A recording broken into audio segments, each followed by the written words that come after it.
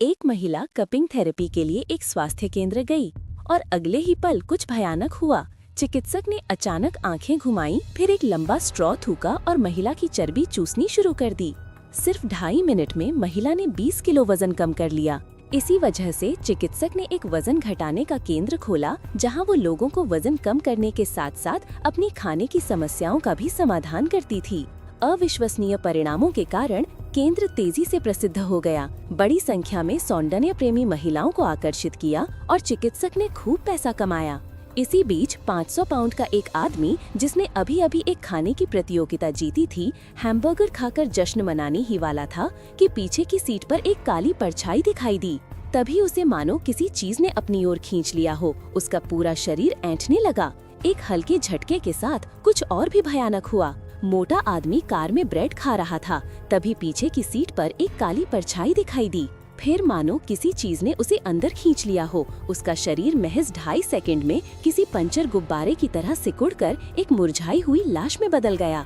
इस अजीबोगरीब मौत ने पुलिस को हैरान कर दिया, इसलिए उन्हें मामले को सुलझाने के लिए भूत भगाने वाले भाइयों को बुलाना पड़ा। पोस्टमार्टम रिपोर्ट देखकर दोनों भाई भी उतने ही हैरान थे। फिर महिला पुलिसकर्मी ने उन्हें बताया कि मोटे आदमी के सारे अंदरूनी अंग फट गए थे, मानो उन्हें किसी शक्तिशाली वैक्यूम क्लीनर ने चूस लिया हो। जल्द से जल्द सुराग ढूंढने के लिए भूत भगाने वाले भाइयों ने तुरंत मोटे आदमी के दोस्त से संपर्क किया, लेकिन दोस्त ने कहा कि वे लंबे समय से संपर्क में नहीं थे और कोई उपयोगी जानकारी नहीं दे सकते। उसी रात एक ऐसा ही मामला फिर से हुआ। एक मोटी महिला जिम में कसरत कर रही थी, लेकिन जब वो अपना वजन मापने गई तो उसने पाया कि उसका वजन वास्तव में 10 पाउंड बढ़ गया है। निडर होकर उसने फिर से अपना वजन मापने की कोशिश की, लेकिन एक रहस्यमयी आकृति ने उसे बेहोश कर दिया। गोल मटोल लड़की स्तब्ध अपने अंदर कुछ मचलता हुआ महसूस कर रही थी। इस विचित्र दृश्य ने उसे भयभीत कर दिया और उसका शरीर तेजी से सिकुड़ने लगा।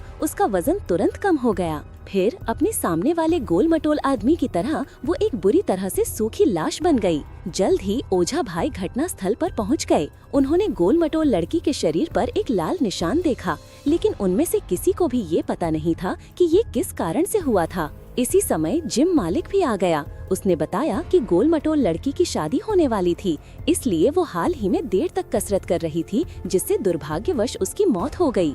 जैसे ही मालिक कुछ टिश्यू लेने के लिए मुड़ा, कियांग ने देखा कि मालिक के शरीर पर भी वही निशान था, लेकिन वो अभी भी जीवित क्यों था? अपनी जांच के माध्यम से भाइयों ने पता लगाया कि ये निशान एक वजन घटाने वाले केंद्र में कपिंग थेरेपी के दौरान पड़ा था। इस केंद्र का दावा था कि वो बिना सर्जरी के 3 दिनों के भीतर वजन कम करने की गारंटी देता है। सच्चाई जानने के लिए दोनों भाई ग्राहकों का वेश धारण करके केंद्र में घुस गए और पाया कि सभी की पीठ पर लाल निशान थे। इसी बीच डाइट मील खाने के बाद कियांग गे को अचानक चक्कर आने लगा। शुक्र है कि उसने समय रहते अपने छोटे भाई चांग माओ को बुला लिया। जब चांग माओ पहुंचा तो उसने पाया कि डाइट मील में नींद की गोलियां मिली हुई थीं। ग्राहक इसे खाने के बाद कोमा में चले जाते थे और फिर चिकित्सक कपिंग के बहाने अपने सक्शन कप से उनके शरीर से चर्बी निकालती थी। दूसरी ओर चिकित्सक को एक कर्मचारी से पता चला कि कोई व्यक्ति वजन घटाने वाले केंद्र में गुप्त जांच कर रहा है। उसने जल्दी से जमा हुई चर्बी बाहर निकाल दी, लेकिन अपने कप में स्वादिष्ट चर्बी युक्त दूध वाली चाय को देखकर वो एक घूंट लेने से खुद को रोक नहीं पाई।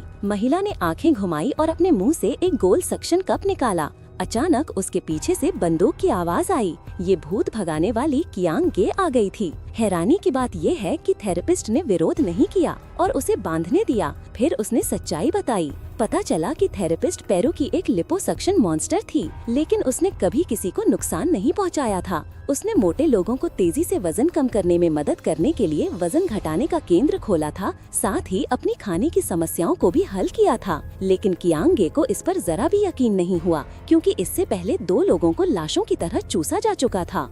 थेरेपिस्ट के पास ये कबूल करने के अलावा कोई चारा नहीं था कि इसके लिए उसका छोटा भाई सांग बियाओ जिम्मेदार था। इसी बीच दुकान के कर्मचारियों ने सांग बियाओ को ढूंढ लिया और उससे आत्मसमर्पण करने का आग्रह किया, लेकिन सांग बियाओ ने कोई पछतावा नहीं दिखाया, जिससे गर्मा गर्म बहस छिड़ गई। चांग माओ, जो वहां से गुजर रहे थे, ने शोरगुल सुन लिया, लेकिन जब वे रसोई में गए तो उन्होंने पाया कि कर्मचारी पहले ही उत्तर पश्चिम दिशा में जा चुका था। ये खबर सुनकर थेरेपिस्ट का दिल टूट गया। उसने भाइयों को बताया कि उसका भाई वजन घटाने का कोच भी था, लेकिन उसकी भूख बहुत ज्यादा थी और वो ग्राहकों से जरूरत से ज्यादा चर्बी चूसता था, इसलिए उसने उसे रसोई में रखा था। उसने कभी नहीं सोचा था कि वो भागकर मुसीबत खड़ी कर देगा। इस त्रासदी को दोबारा न हो, इसके लिए चिकित्सक ने उन्हें उसके भाई का पता दिया और चर्बी चूसने वाले राक्षस की कमजोरी के बारे में बताया। भाई जल्दी से उस पते पर गए और फ्रिज में ढेर सारा बचा हुआ चर्बी और जमीन पर एक ठंडी लाश पड़ी देखी। जैसे ही चांग माओ स्तब्ध रह गया,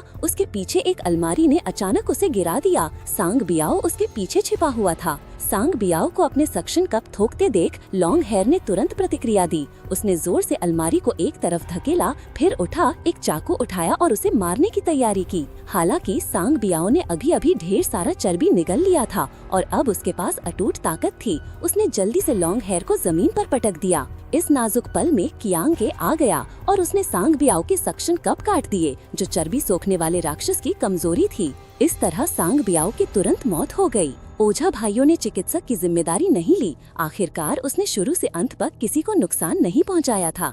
खैर, आज की कहानी बस इतनी ही। कल मिलते हैं।